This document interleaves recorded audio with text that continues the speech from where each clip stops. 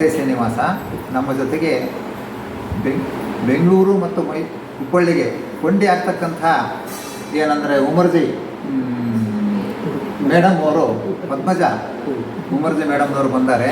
ಅವ್ರಿಗೆ ವಿಶೇಷವಾಗಿ ದಾಸ ಸಾಹಿತ್ಯದ ಚಿಂತನೆಯೇ ಭಾಳ ಒಂದು ಖುಷಿ. ಆ ದಾಸ ಸಾಹಿತ್ಯ ಚಿಂತನೆ ಮಾಡೋದ್ರ ಜೊತೆಗೆ ಅವರೇನಂದ್ರೆ ಸಮಾಜಕ್ಕೆ ಹೆಂಗೆ ಮುಟ್ಟಿಸಬೇಕು ಅಂತಕ್ಕಂಥದಕ್ಕೆ ರೂಪಕಕ್ಕೆ ಮಹತ್ವ ಕೊಟ್ಟರು. ರೂಪಗಳನ್ನು ವಿಶೇಷವಾದ ರೂಪಗಳನ್ನು ಅಲ್ಲೆಲ್ಲೆಲ್ಲೆಲ್ಲೇ ವಿಷಯಗಳನ್ನು ರೂಪಕವಾಗಿ ಕೊಟ್ಟರು.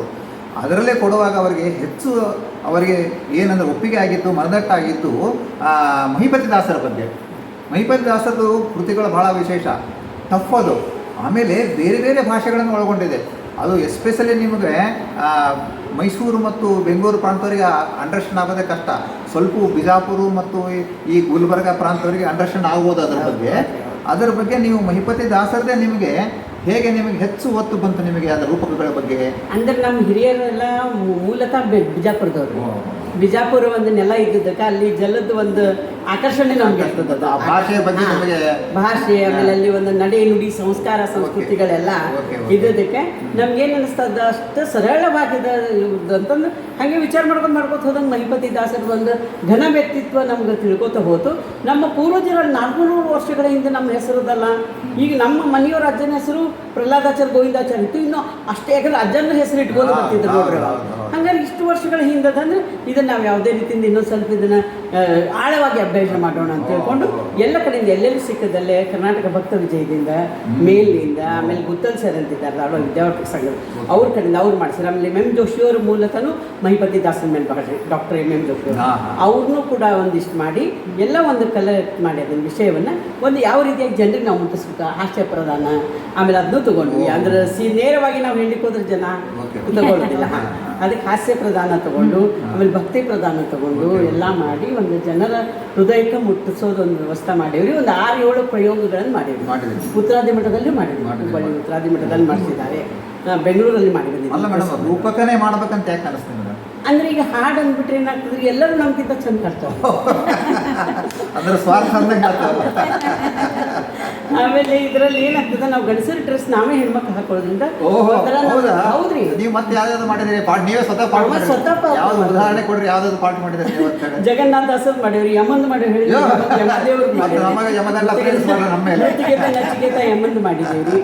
ಎಲ್ಲದ್ರೊಳಗೂ ನಾನು ಸಂಧ್ಯಾ ಅವರು ಹೆಚ್ಚಕಡು ಗಂಡ ಹೆಂಡತಿಯಾಗಿ ಎಲ್ಲದರಲ್ಲೂ ಹಿಂಗೆ ಒಂದು ಏನೋ ಸಮಾಜಕ್ಕೆ ಅವ್ರು ಏನು ವೇದಿಕೆ ಕೇಳ್ತಾರಲ್ಲ, ಇದಕ್ಕೆ ಬೇಕು, ಇದಕ್ಕೆ ಒತ್ತು ಕೊಡ್ಬೇಕಂದ್ರೆ ಅದ್ರ ತಕ್ಕಂಗೆ ನಾವು ಬರೀತೀವಿ. ಅಂದ್ರೆ ನೀವು ಸಮಾಜಕ್ಕೆ ವಿಚಾರ ಬರೆದ್ರು ಕೂಡ ಅಲ್ಲಿ ದಾಸ ಸಾಹಿತ್ಯದ ಉಕ್ತಿಗಳನ್ನ ಪ್ರಯೋಗ ಮಾಡ್ತೀವಿ ನಾವು. ಹೂನ್ರಿ, ಒಂದು ಇರಬೇಕಲ್ಲ ಪಾಯಿಂಟ್.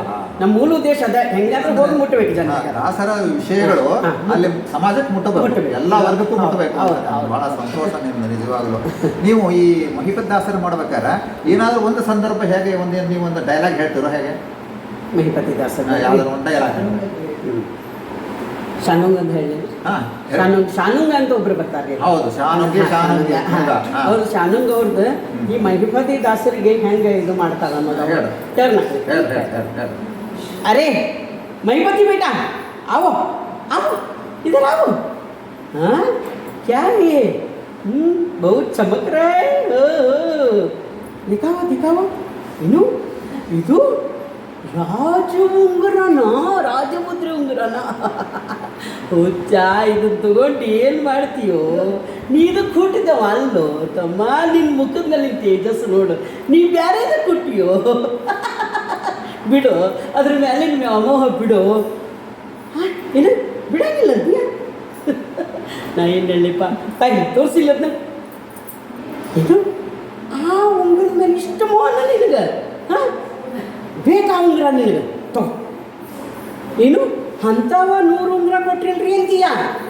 ಹಾಂ, ಅಲ್ಲೋ ಅದ್ರಾಗ ನಿನ್ನ ಉಂಗುರನ ನಿನಗೆ ಗುರುತಿಸ್ಲಿಕ್ಕೆ ಆಗೋಲ್ತ. ಇನ್ನು ಏನು ನೀವು ಉದ್ಧಾರ ಆಗ್ತೀಯೋ?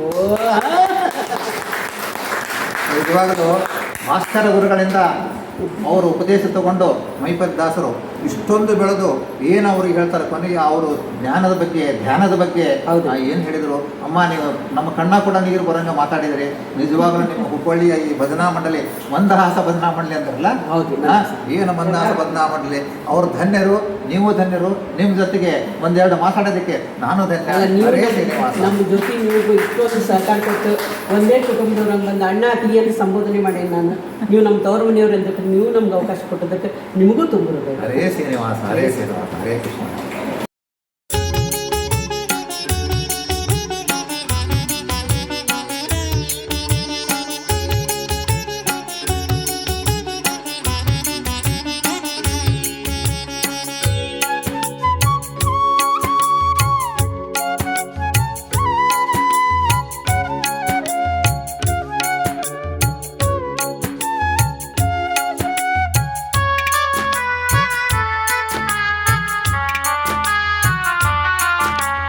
ಇಟ್ಟಿಗೆ ಮೇಲೆ ನಿಂತ